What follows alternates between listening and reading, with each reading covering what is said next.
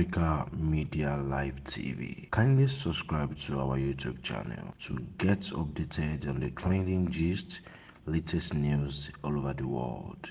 Like our page, subscribe, and share with friends. Thank you.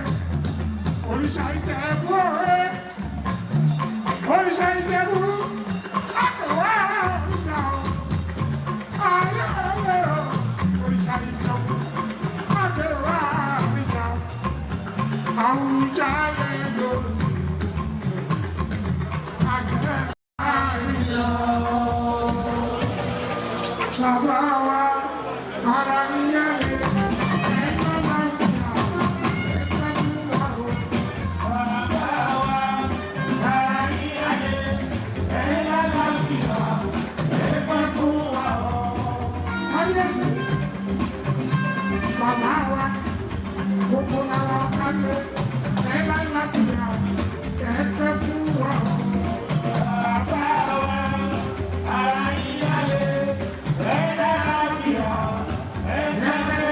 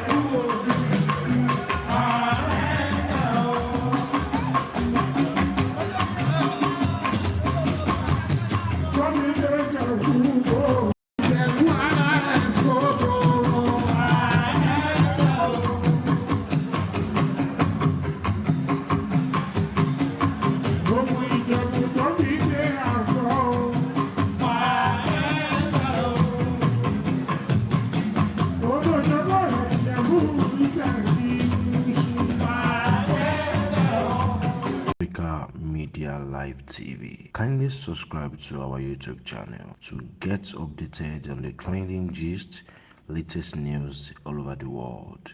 Like our page, subscribe, and share with friends. Thank you.